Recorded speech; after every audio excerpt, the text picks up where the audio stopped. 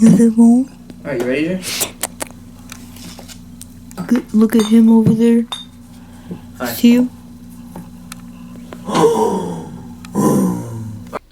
So the editing on Dilation was pretty simple. The only really complicated part was actually doing the portal effects, but things such as muzzle flashes and then other generic effects and touch-ups were pretty simple.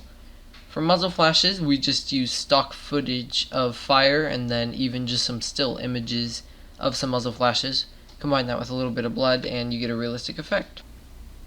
Muzzle flashes are usually a very time-consuming part of my editing process, but luckily I had my friend Drew who was able to do a lot of the effects, and he was actually able to add a little bit of a smoke coming from the barrel after the shots, which helped make it a lot more realistic.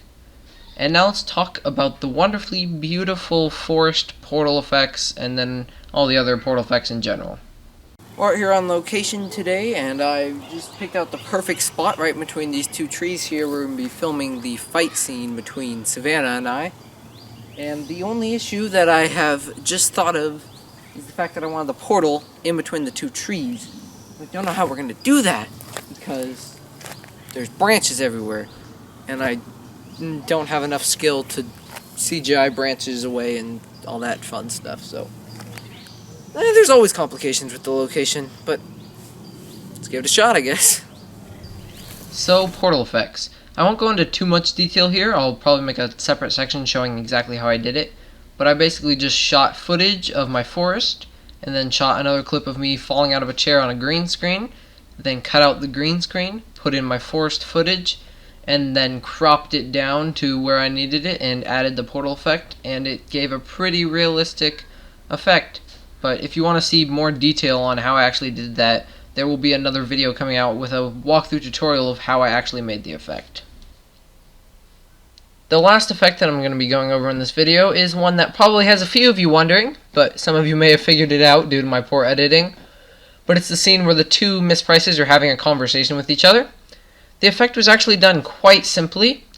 We set up the camera on a tripod so it wouldn't move, and then we filmed all of these scenes with the bloody Miss Price with all of her bloody makeup on because we had just finished filming the fight scene, and so therefore she was all bloodied up already, ripped shirt, everything. And so after we'd filmed that, then Savannah had to quickly go and change, clean off, get all the makeup off and everything.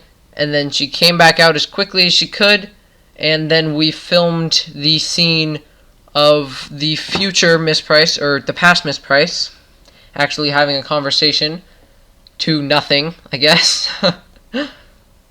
And then we took the two clips and we cropped off the one edge of the one clip, and then we took the second clip and added it on top of it, and then cropped that one over to the same position, put them both in the middle on top of each other, and then tried to smooth out the cloud as much as possible. But that one cloud in the background decided, oh, I'm just going to drift across and move right along, right in your way.